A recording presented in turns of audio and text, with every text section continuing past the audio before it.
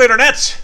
It's the Dork Lords here. It's Theron and Matthew. We are back talking about the Two Towers.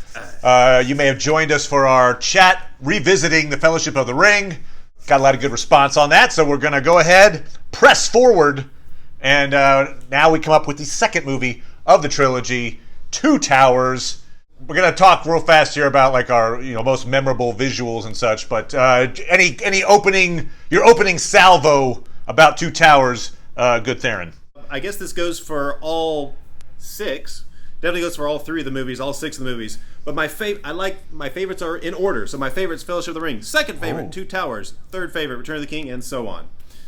Oh man, that's interesting. Now I have a slight difference in there. I was going to bring this up to say, I know you have Return of the King flipped with Two Towers, right? Right. Now it sounds like it's my least favorite film. No, I love this movie, but yes. If you're trying to rank the three movies of the trilogy, Fellowship of the Ring comes way in the top. We've talked about that last time, and then so it's the battle for second place: Return of the King versus Two Towers.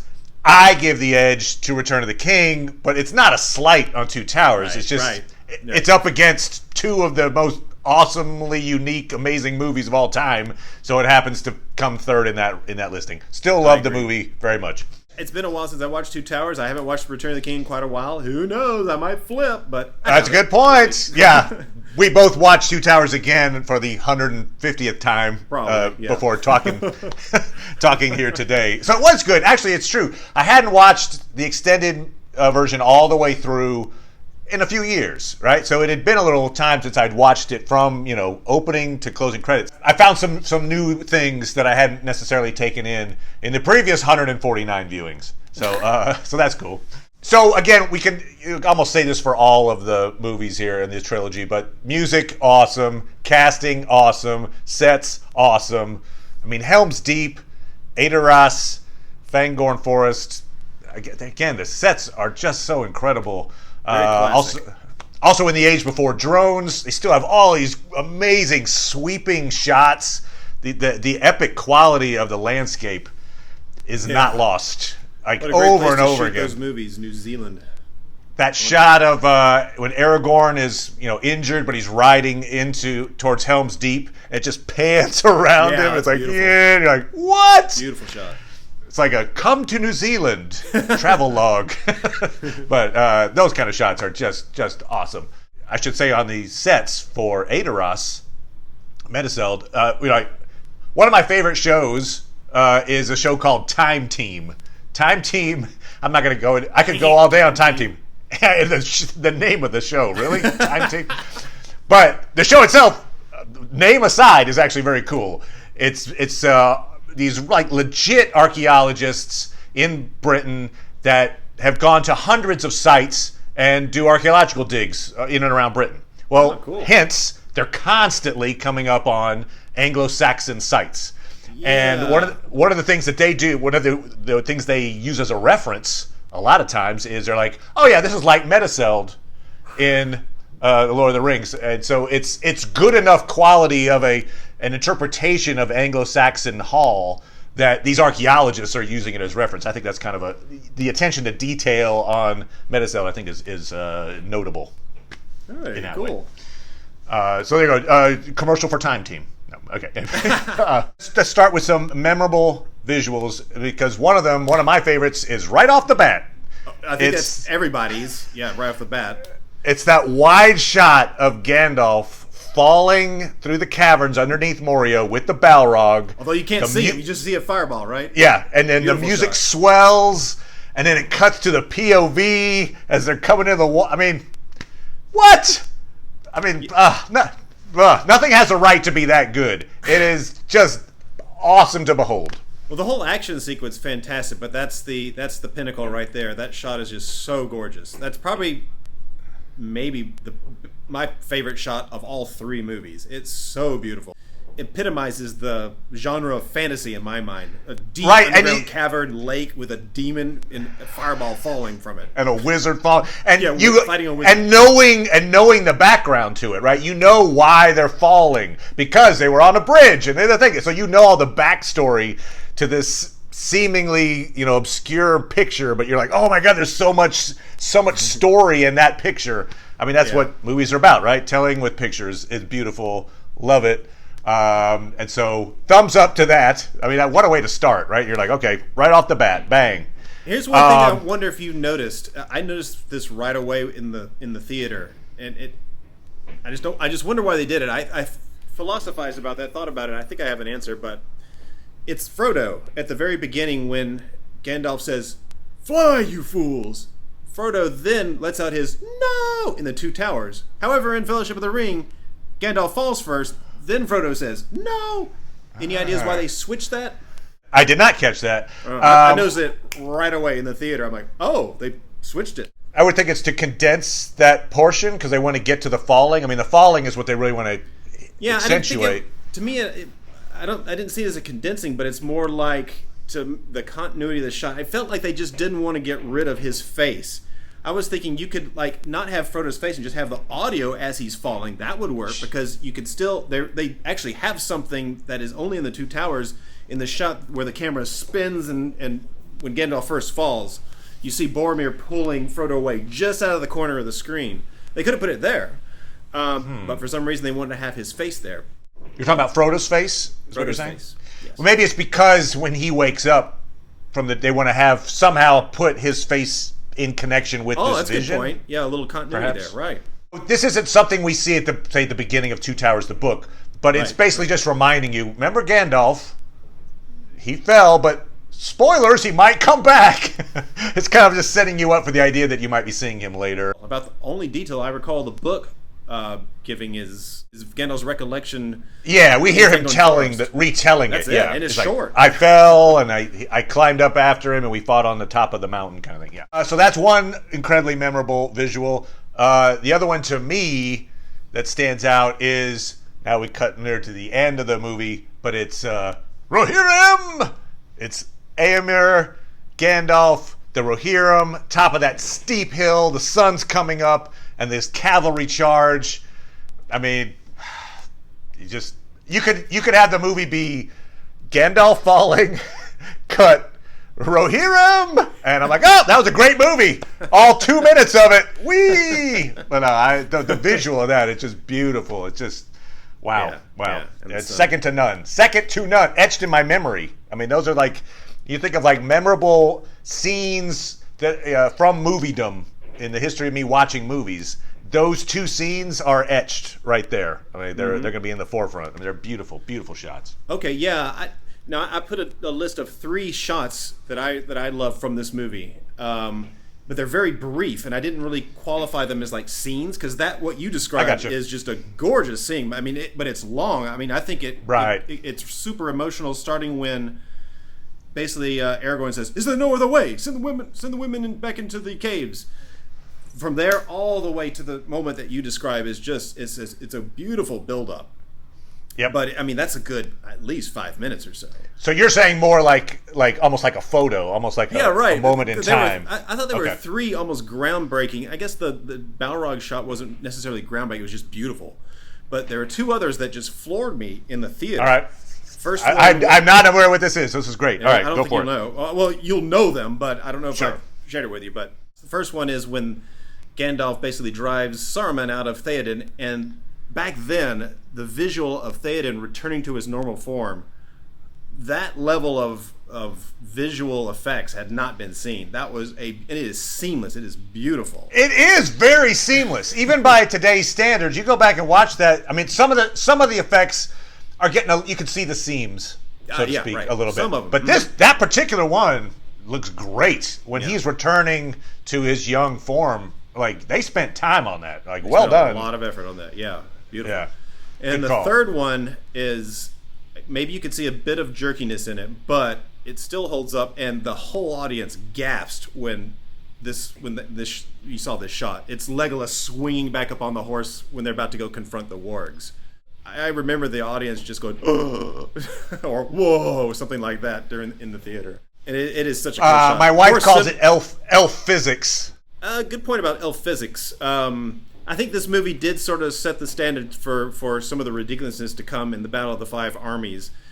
Although this was, maybe that's one, I don't consider it one, but the big shot of like Legolas doing his orc butt kicking or Uruk-hai butt kicking is when he turns the shield into a surfboard, right, and goes down the stairs in the Battle of Helm's Deep. Yes. I had no problem with it. I thought it was very cute. But they kept getting a little bigger, and by the time we get to Battle of Five Armies, we just get into the level of absurdity, right? Exactly right. They kept having to up it. Jackson kept upping the level of impressiveness of Legolas's, demigod status. And so I think you can even go back to the Fellowship of the Ring. There's one scene. It's almost a throwaway moment. It is actually from the book, but it's when the Fellowship is trying to climb up Carithus. Oh, and yeah, you just sure. notice they don't point it out, but he's walking on top of the snow. Yeah, right. And the others are like having to wade through it. Yeah, and so that's just a little. It's like, oh look, elves are of such that they don't fall through the snow. Interesting. So then you up it a little bit with this, where you've got the mounting the horse in that bizarre elf physics way, and then by the time you get to, it's a beautiful shot. I remember, you're right, I did gasp. I was like, oh, and I saw, I guess when they were originally determining how that scene should go, it was Peter Jackson they were like, oh, we just have him mount the horse. He's like, no. He's an elf. Let's figure out a cool way for this to work out. So he made the choice to be this really cool, just choice. Memorable. Great choice. And but yeah, by the end, we'll be talking about the Hobbit movies, but the running in air, you're like, okay. Anyway, but yes, for now we're still in cool elf physics mode. And obviously the centerpiece of this movie, although it comes after like 2 hours in the extended, maybe more than 2 hours, yeah, is the Battle of Helm's Deep. It's the battle sequence, medieval battle sequence by which all medieval battle sequences are judged, even now, I think. I mean, like, for instance, Game of Thrones, when they were doing the Long Night, where the Night King attacks Winterfell, they used Helm's Deep as a reference, and they tried to base their scene on Helm's Deep. Now, They made it twice as long. I think it was 80 minutes as opposed to 40 minutes, but I would say it is less effective. It's not bad. I enjoyed The Long Night. Yeah, it's quite good. It is. I don't think it compares to Helm's Deep in the way it's shot, the pacing and everything, and yeah. I guess of the two epic battles, that or Battle of Pelennor Fields, I like this one because I think the Uruk-hai are scarier than the Mordor orcs, and I like the setting. I like the blue lighting and the rain. Yeah, the rainstorm is just great idea. The fact that it just opens up that shot of Theoden standing there in his armor, and then the rain starts like tick tick tick tick tick tick tick tick tick, and he's just standing there like oh man, that's just gorgeous. It brings you in. Plus, maybe an issue with say the Long Night, and it's not an issue with Pelennor Fields, but there's a lot going on. There's a lot of change, like whose perspective am I in now? Blah blah. Here, it's pretty simple in terms of like there's a wall. And one side's trying to get over it, the other side's trying to keep them out. And it's kind of simple in that way, and you can just kind of tell where you are at any given moment, which I think helps you become part of that action a little more. They balance it really well too, or Peter Jackson balanced it really well because they're the really epic shots where you see the army approaching and the odds just look impossible, right? Right. And then you got the great siege stuff like those giant ladders they lift are really cool. And then it's got the really tight personal stuff. Like one of my favorite scenes, and it's enhanced in the extended edition, is when they're breaking down the door and they actually break through and they start shooting the crossbows, and then Theoden gets hit with the spear. Yep. And then they repair the door, push back Aragorn, and Gimli do that kind of little comic relief, but very fun actions. That personal scale of the battle, I think, works fantastically. So it's a great balance to the really big shots. Agreed. Yeah, so we've got a situation here where the film is broken up into, we're essentially following the Fellowship after it's broken, and so I think any situation like that, where in this case you've got Gimli, Aragorn, and Legolas. You've got Frodo, Sam, and Gollum, and you've got Merry and Pippin. Any time you got that, there's going to be one of those that's going to be more effective than another one, perhaps. So in this case, in my opinion, the most effective, the one you want to keep watching is Gimli, Legolas, Aragorn. Helm's Deep obviously is huge. I would say the least effective to me is the Merry and Pippin thing. It's not bad. It's enjoyable. It's watchable. Oh, it's quite good, but I know what you mean. Yeah, it's naturally just written that way, just a slower part of the as a plot point. Essentially, what the major story element that comes out of it is Pippin manipulates Treebeard into seeing the destruction that Isengard has caused, so that he will get roused, be angry at Saruman, and attack. And so that's important, but it does it at those moments, like, because Jackson uses the Entmoot as a counterpoint to Helm's Deep, and so you see this like violence, violence, violence. Then he gives you a break as the trees are shot, but they're, even Merry and Pippin in those moments, you see them yawning, bored, and they're like, so it's a bold choice, because you're saying this is like, essentially it's like institutional bureaucracy, right? You're like saying, we have to stop this terrible thing from happening. Well, we need to make a law. To make a law, we'll have to get a petition. To get a petition, you know what I mean? Like, it's like how a bill becomes a law. And so that's, by its nature, it's not necessarily cinematic to watch. This is boring, but it's done. I think the way where he puts it is well thought, because you want this little break. You're like, everybody's in peril, and then in Helm's Deep, and then you have this like, okay, for the next 2 minutes, no one's in peril. I can take it in, and then you cut back to the fight. So that's good in that way. But I do feel like, of the three storylines we're playing out, Merry and Pippin's maybe is the least engaging to me. I don't know. I don't know your thoughts on that. I think that's reasonable. Yeah, I'd agree with that. But I think I love the again, talking about sets and costumes, whatever. The way that they create Treebeard and the Ents, they look great. By the way, did you know it was voiced by same actor as Gimli, Jonathan? That's right. Yeah, which is awesome, man. It's got that deep rumble. Apparently, I think Tolkien based Treebeard on C.S. Lewis originally. Like the character of Treebeard was his version of C.S. Lewis. If C.S. Lewis were a tree, eh? Exactly. In the theater, I don't know why. I think I was assuming that Helm's Deep would be the centerpiece, which it is, and I was kind of caught off guard, delighted as well, with the scene with the Ents attacking Isengard. I wasn't expecting that coming, but that was amazing. When they attack, that's great. I love this little bit. Every time I wait for it now when I see the movie, and I'm always like, oh, here it comes. It's when they release the dam, and you've got the one Ent has been hit with fire, so he's got the fires, and so he just dips his head and he puts his fire out in the water. That's brilliant. I love it. Yeah, to watch them just wreak havoc is pretty cool. Yeah. Also, in the extended version, we'll talk in a little bit about scenes that we thought from the extended scenes that were necessary or important. There's one that's not important, but it is a nice homage to the books, which is when it's the Huorns. They don't call them that in the movie, but the Huorns are like cousins of the Ents, the angrier cousins, the grumpy uncles of the Ents, and so they just destroy the orcs. And so we see a shot. Trees.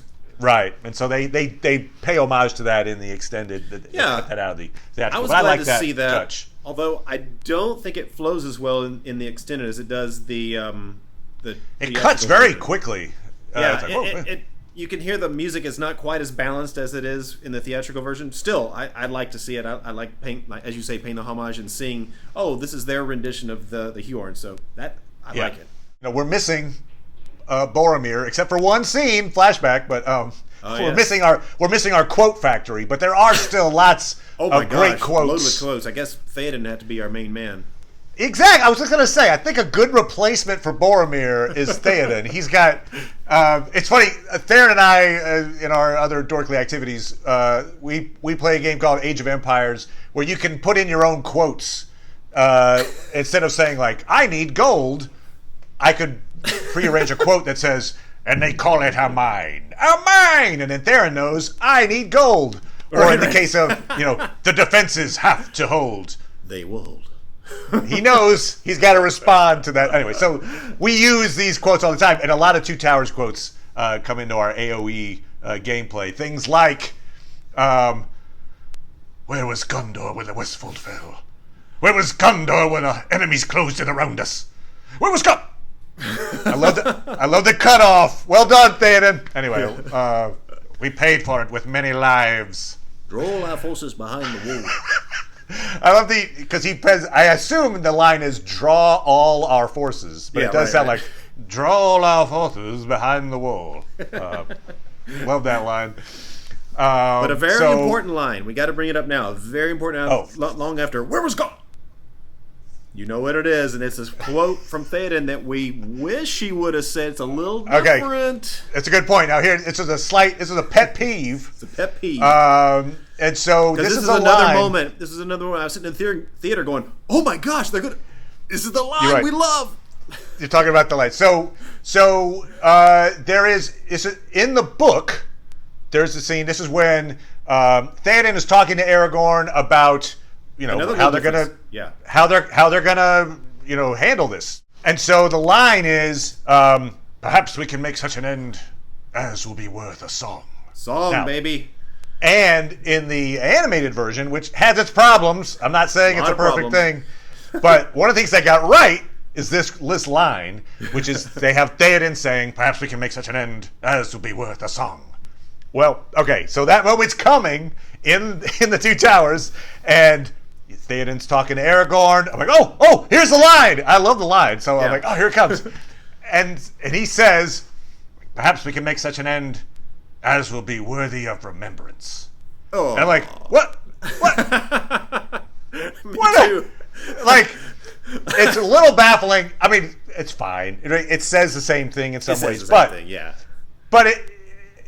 why change it? That's the thing. Like, it is actually in the book. It says worth a song. So I assume at one point when Peter Jackson and the writing team is like putting the quotes together, they probably had worth a song in the script, and somebody decided, no, we should change it to worthy of remembrance. I think there's probably a good reason. Oh, go ahead. Well, so I was going to make the case that it shouldn't be that, but maybe maybe the point of view was, worth a song sounds more trivial than worthy of remembrance, but that's not the case. I don't think so. Okay, I think they have to set up, and they didn't do this. That Rohan is basically like, I don't know, cultures that have a oral tradition as opposed to written. So in the book, I think it's Aragorn who says, Rohan, home of the horseless. But then he says, they write few books, or they write no books, but they're singers of many songs, or something like that, which is, I love that line. I was kind of hoping they would say that, but it wasn't in there. I'm like, okay, whatever.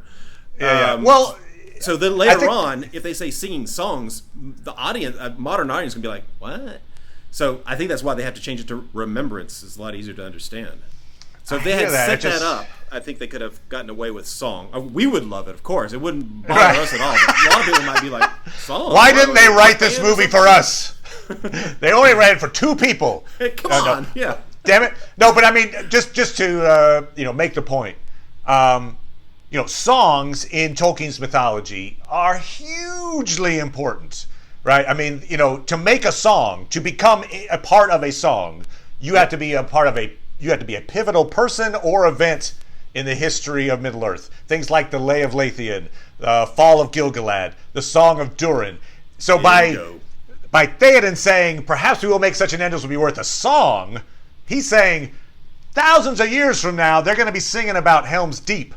That's a lot different than, I hope we're worthy of remembrance. Like that, I mean, the scale of worth a song is so much higher. Anyway, I know we're talking about something that's nobody cares, but I noticed it. I was like, oh, just say worth a song. Go back, cut it in, put in worth a song. Anyway, all right. Another line. This line is not bad, and it's fine, and it's actually, I'm the one at fault for even calling it into question. But it's actually, there's a great line that comes after it, very memorable. They're taking the hobbits to Isengard. Oh yeah, right. Okay. So the line that inspires that response from Legolas is Aragorn saying, "Legolas, what do your elf eyes see?" And like, in my mind, I'm like, wait, shouldn't he be saying, "What does thine elven eyes behold?" Like Elf Eye C sounds like Legolas is going to an optometrist. I don't know, but like Elven Eyes Behold is like I'm looking out over the plains of Rohan and I'm seeing orcs heading off to this giant wizard's tower. That's Elven Eyes Behold something anyway, in my mind. But so again, that would and obviously if I wrote the script, it would be terrible and people would hate it. But I get 2 lines right.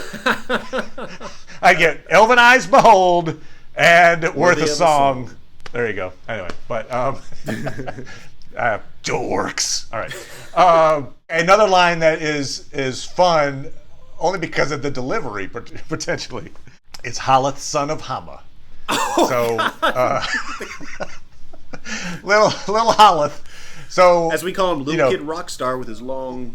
Yeah, he's got the blonde locks. Anyway. Yeah. So it's a touching scene, right? Because what we're seeing is Aragorn realizes that they're not up to the task. Oh, we got farmers and they're not fighters. But they say we won't survive the night. Now, every time I quote Haleth, my voice goes up even higher. I think actually Haleth's voice is like, the people say we won't survive the night. Probably. But in my mind, I hear him like, Haleth, son of Hama. Anyway, he's a little kid. So it's the Haleth, son of Hama. I always wait for that line. I'm like, yay, Haleth, son of Hama. I should note that is an homage, actually, to the books, which is Haleth and Hama were the 2 sons of Helm Hammerhand. So he's not obviously the son of Helm Hammerhand, but they're just throwing in the names. Right. Haleth, son of Hama. Hama, in this case, was the guy who was killed by the wargs. Right. I told you to take the wizard's staff. Well, another great quote, just for fun times I have to throw in, and I do this one every so often, just because I feel like I can do it well, is, you know what's coming? We will fight for you. So yeah, that's the Dunlendings. Mm-hmm. Horsemen took your lands. It makes them sound like they're not that bright. It's basically the implication there. Well, he looks like a caveman. He's got the teeth and wearing the big skins and stuff. But yeah. Actually, the Dunlendings, in book terms, they have an age-long enmity with Rohan, kind of dating back to Helm Hammerhand, as Helm punched one of their lords to death, hence the name Hammerhand. And eventually there was a big siege. Actually, kind of cool. The siege of Helm's Deep back in the long winter, where Helm, was still alive and was trying to hold out versus the Dunlendings. In that winter, he goes out at night. He'll blow the horn of Helm Hammerhand. The horn of Helm Hammerhand shall sound in the deep. So he blows the horn. That signifies to the Dunlending invaders, like, uh-oh, one of us is about to die. And he goes out dressed in white to hide in the snow without any weapons. And he basically kills enemy invaders with his bare hands. And in their lore, he eats them. Now, whether he actually eats people, that might just be, oh my God, he's a demon that eats people. But that's the reputation. Winner. It's true. That's the reputation that Helm gets, is the guy who goes out, kills people with his bare hands, and eats them. And that's why. So actually, it's true too. You don't see this a lot, although you do see that we will fight for you. But there are humans in that army that is invading Helm's Deep. We see it more as an orc army, but there are actually Dunlendings in that group. So it's not just orcs versus men. There are people who hate Rohan are also in that army. Another quote I love. It's a quote that ends out the movie almost very near the end. It's another quote of Sam, and I realize in watching this again that each of the movies, I was going, oh, it's going to end with a quote by Sam. Oh, I hope he does it awesomely, and he does. So it's after he gives that beautiful speech about the great tales or whatever when Frodo almost captured or gives the ring or shows the ring to the ring wraith on the fell beast. Yep. But this is when he says, like, wonder if they'll put us in tails or that sort of thing. But the line, though, I don't know why I thought of this, but it's when when Frodo says, I want to hear more about Samwise. Frodo wouldn't have gotten far without Sam. And then Sam's response is, oh, Mr. Frodo, you shouldn't make fun. I was being serious. I don't know why, but when I saw that, I was waiting for that line. I said, will they put that in there? And they did, and I thought it was great how he delivered it. And of course, not long after that, the movie ends, but in the ending of the movie is beautiful. I mean, every ending of the movie of these movies is fantastic. I love the pan up to Mordor, and then the ending with Golem song, the music. It's right. The music. That's it's an Icelandic singer, Emiliana Torini, something like that. I wasn't familiar with her, but beautifully haunting music. We'll talk about. There's a difference, obviously, from that ending and the book ending, but yeah, you're right. It is beautiful. A note on that monologue, essentially from Sam, which is cool. The great stories always people wanted to give up, but they didn't give up. That is echoed in the book. There is one extra part in the book that I really love, and I was maybe hoping they'd put in there, but I can see why they didn't, because it kind of confuses the issue a little bit. But Sam actually ties. It's just like a giant meta thing from Tolkien describing his own craft of story writing. I mean, it's like the stories have heroes, and here they are. So it's like Tolkien writing about his own story writing. But Sam says something. He talks about Beren from Beren and Luthien, just to bring back what I was just talking about with Finrod. But he says, like, oh, Beren, he had plenty of chances to give up. You know, he had to try to get the Silmaril out of Morgoth's crown. He could have given up easily, but he didn't, and he got it. And you know what? Now that I think about it, the light from that Silmaril is in the file that Galadriel gave you. So we're in the same tale. And the idea that he traces that tale to their tale and how it is all just one giant story that they're a part of, that's just beautiful stuff. Anyway, so you get an echo of that in the movie, but obviously it's fuller in the book. But the idea that they're all they're connected. They're connected to Beren. They're connected to the Silmarils, and this is really, really cool. Nice. Anyway. How about music, good sir? Our musician in residence. What are some musical things that you find particularly evocative in Two Towers? Evocative. Actually, I love the music, but I've really noticed some since I grabbed the soundtrack and I tried to pay more attention to the music, and then watching the movie again, I did pick up on some interesting things. One, I guess really to kick it off, is the really interesting scene with Saruman narrating where he says, "The union of the two towers."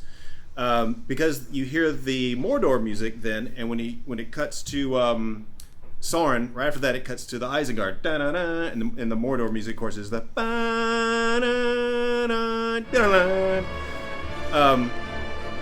I started paying attention to those melodies. And what I noticed was, okay, I'll get a little semi-technical here, that Howard Shore is using these a half step. A half step is very simple. It's just one note to the next note, and there's no note in between. Da-da is a half step, as opposed to a whole step or whatever. But I noticed that a lot of the evil music features a half step very prominent at the beginning. So, Mordor, da-da-da, there it is. The Isengard music, da-da-da, that's a half step. The ring music, da-da, da-da-da-da-da-da. Those all had that little half step there. And another very interesting thing I noticed, I just happened to stumble upon this just listening. The ring music and the Isengard music, I think this is probably an accident, because you think you'd want to do this with Mordor. They share the exact same notes. Da-da-da-da-da-da-da-da are the same notes, just in different order as da-da-da-dun-dun-dun. What do you think about that? Nice, very nice, sir. And that's cool. Just to give a little bit of foreshadowing here, the Mordor music is very close. There's one oddball note in there. It's da da da da da. That da note is the strange note, but that shares a similar. That's very similar to Golem's music. Da, da, da, da, da, da. So very nice. Similar there. Mordor music is also very similar to Smaug's music in Desolation of Smaug. Da, da, da, da, da, da. There it is again. So very interesting stuff by Howard Shore. So the motifs you're saying, the motifs have motifs. It's like motifs within motifs almost. Well, it's like the building blocks are the same for certain sets of themes. Yeah, I think that's very clever. And of course, the Rohirrim or the Aedoras theme, the I use that in my wedding. So there you go. I'm a fan. Oh, that's another interesting thing. So they use this, I believe it's some sort of Norwegian stringed instrument. I should have looked up what it's called. I think that's what it is, but like basically a Viking instrument. When you hear the solo stringed instrument playing that, I think that's very clever or very wise choice of instrumentation, because it's basically evoking the sort of Viking culture, which is very similar. You mentioned in our last video that you liked the use of the baritone choir. Yep. One of our commenters mentioned that apparently Howard Shore used a Maori choir for that for that effect. Oh, very cool. Just FYI. Okay. So more New Zealand tie-in to that, which is pretty cool. Yeah. We'll get into differences here from the book. Obviously, there's a bunch of differences. We're not going to try to catalog them all. Yeah. There's a lot more differences here than in Fellowship. So this is not an exhaustive list. It's just things that are particularly notable for some reason. But I'll start with one that you just mentioned. You were talking about the music where Saruman says, the union of the two towers, which kind of spells out the title. That's good. I think it's very useful for the audience, right? It's true. Now, one of our commenters, Wrath Hunter, asked me a while back, and I've got it on my list of notes, so I'm catching up. I'm catching up to my commenters. He asked me, what are the two towers? Okay. I what are the two towers a long time in the ago title? when I first read them. Like, which two towers are they talking about? Admittedly, when I first read Two Towers, I assumed, and I think wrongly, based on the evidence I found, I assumed that the two towers were Minas Tirith and Barad-dûr. The good tower and the bad tower. Minas Morgul and Minas Tirith. That's what I was assuming, but so you assumed Minas Morgul and Minas Tirith. Okay, no, you're not way off actually. Oh. And in this movie, obviously Peter Jackson defines the two towers as Orthanc and Barad-dûr, right? So it's when Saruman's like the two towers. Yeah. Right, I get that idea because we see Saruman take a kind of a prominent role, and so it's like, oh, okay, I get it. He's following it. But I went back. So actually, the answer is not clear. I'll put it that way. Okay. I'm not sure that Tolkien actually had a specific idea. He's got it's cloudy. But what I did is I went back to the Christopher Tolkien published an anthology of Tolkien's letters. And I've talked about these in different videos, but essentially a lot of them are Tolkien answering questions for people like us. Hey, what about that thing? Anyway, so one of the questions involved what are the two towers? And so here's Christopher Tolkien describing the answer, but it's still cloudy. So here's how he writes it. In a subsequent letter, Tolkien is more definite that the two towers are Orthanc and the Tower of Cirith Ungol. Oh, what? Exactly. Okay. On the other hand, now I think this next part maybe is more definitive to me. Okay. On the other hand, in his original design for the jacket of the two towers, the towers are certainly Orthanc and Minas Morgul. Orthanc is shown as a black tower, three-horned with the sign of the white hand beside it. That would be Orthanc. Minas Morgul is a white tower with a thin waning moon above it, in reference to its original name, Minas Ithil, Tower of the Rising Moon. Between the towers, an Nazgul flies. So there we see, again, it's not clear, but it seems like Orthanc seems to be in all of these. So we'll say Orthanc is one of those towers. But according to the original design for the jacket, it was Orthanc and Minas Morgul, which would be interesting because Minas Morgul really doesn't show up in this movie. In the movie called The Two Towers. Obviously, Jackson is saying the two towers are Orthanc and Barad-dûr. But Raph, sorry I can't give you a more definitive answer there, but I would say if you were looking into Tolkien's mind, he probably thought it was Orthanc and Minas Morgul were the two towers. Anyway, I don't know what your thoughts are on that, sir. I like the movie interpretation. It makes when I saw, oh, okay. It's a logical interpretation, yeah, certainly, to make.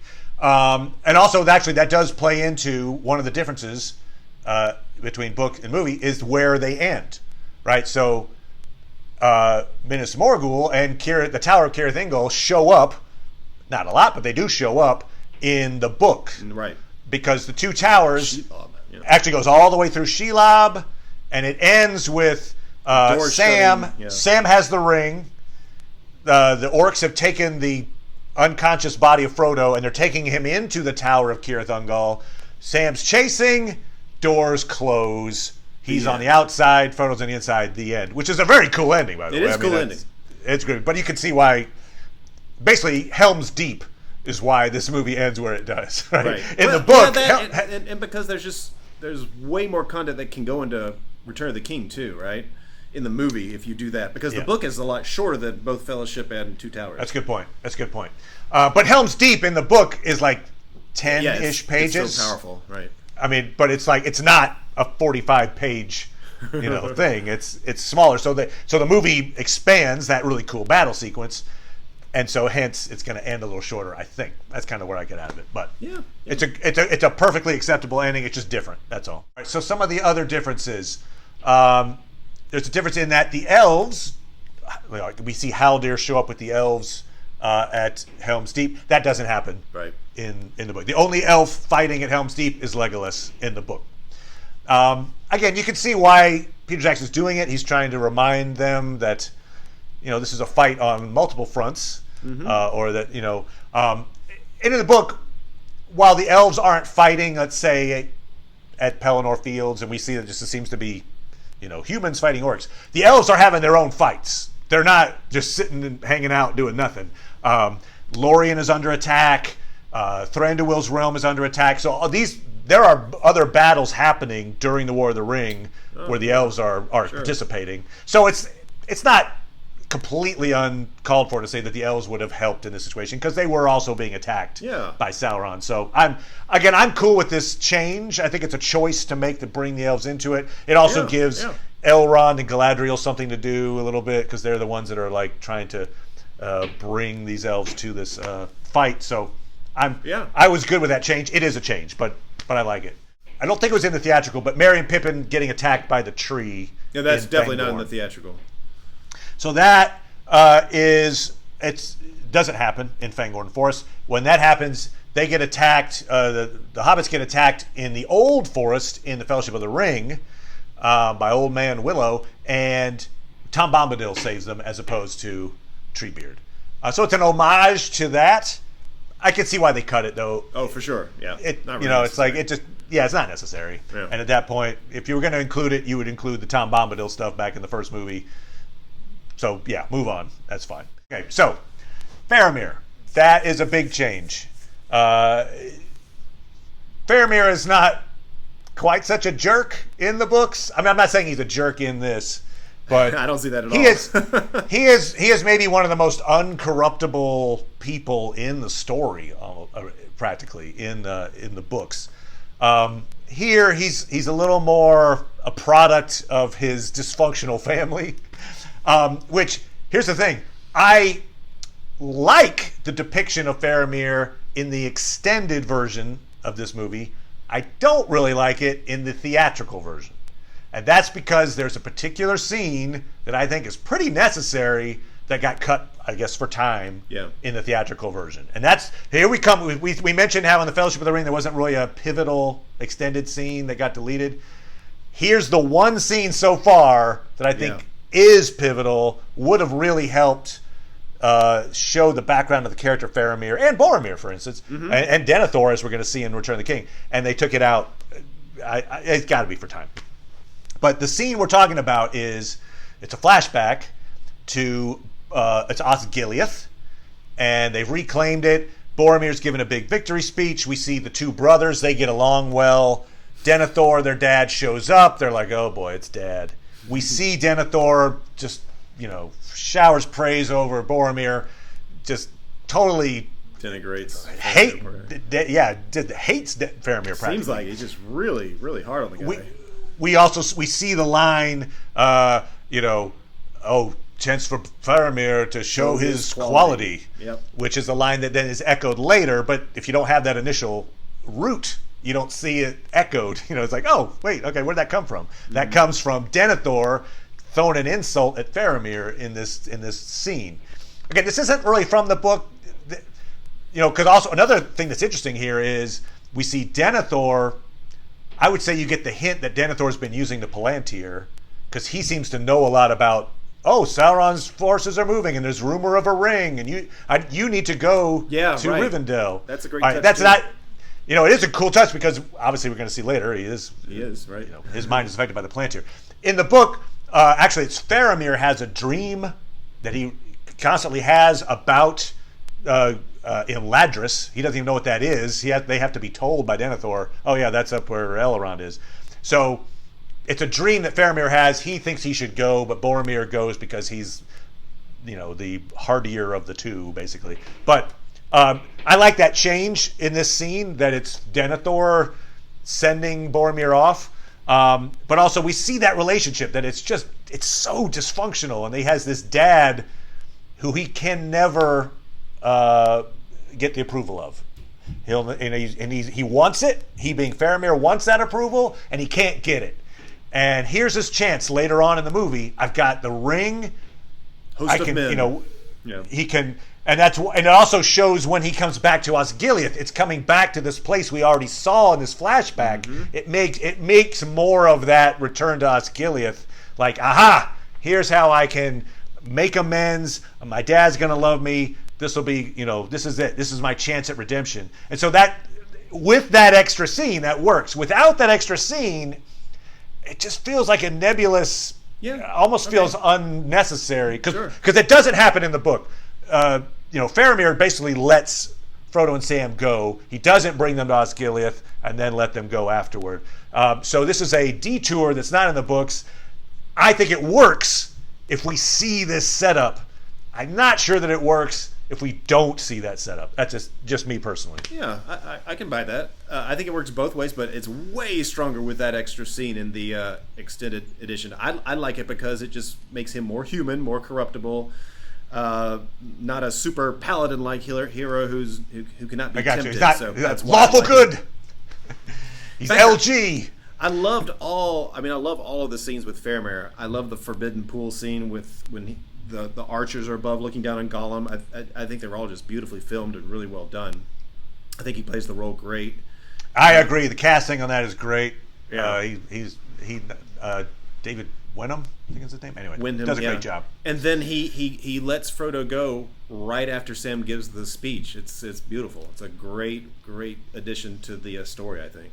And I mean, if you show that scene of Denethor, the extended one that they cut, it also then gives you more. It informs Return of the King better too, because we see their relationship is terrible in Return of the King, and it's fine as it is in Return of the King. But I think it would a little extra if you're like, it coming in. Oh yeah, that's the dad who hates his son. I would have kept that scene in. They pressed for time, I guess, because it is a long movie, and they were like, it's a long scene too. It is a long scene, but worthy of inclusion. We didn't talk much about Golem, but he's a major star in here. Do you want to hit him real quick? Yeah. Well, it seems like both Sam and Golem are trying to be it's almost like the angel and the devil on the shoulders of Frodo, kind of almost. Frodo sees himself in Golem, but he also sees himself in Sam. And so there's this kind of push-pull of, what is the ring going to do to Frodo? Golem is great. I love the duality of Sméagol versus Golem. Yeah, that's filmed well. That Andy Serkis plays out, and you see they deliberately film it in a lot of ways where he'll be, like there's one where it's at the end when he's deciding to take them to Shelob. You see him as Sméagol, and then he goes behind a tree and he comes out as Golem. Right. So it's like they show these little scene breaks basically where his face changes and he's now the other personality. There's that other scene with him where he's trying to decide what to do. It's at night. He's like, "Master's my friend." I remember in the theater, a lot of people kind of laughed at that, but eventually he goes, "Murderer." That's a very touching scene where you can see Sméagol realizing how hopeless or how much despair he has in his life. I always thought this. You've got the situation. All right, Frodo says, "Take me to the Black Gate."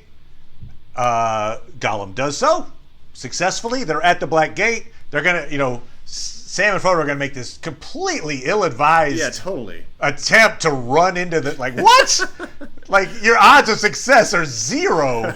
So Gollum wisely holds them back. And the moment it's like, look, there's another way. It's dangerous, but it's not any more dangerous than this. Sam argues against going this other way. Don't go. And we see Faramir's like, oh, Cirith Ungol, no, don't go there.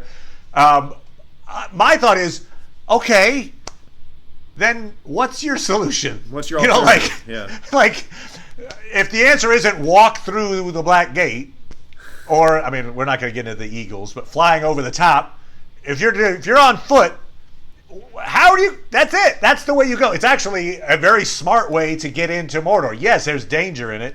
As we learn, it's not just one cave. It's not like if you climb up the stairs of Cirith Ungol and you're Golem, you know the way to just avoid Shelob altogether.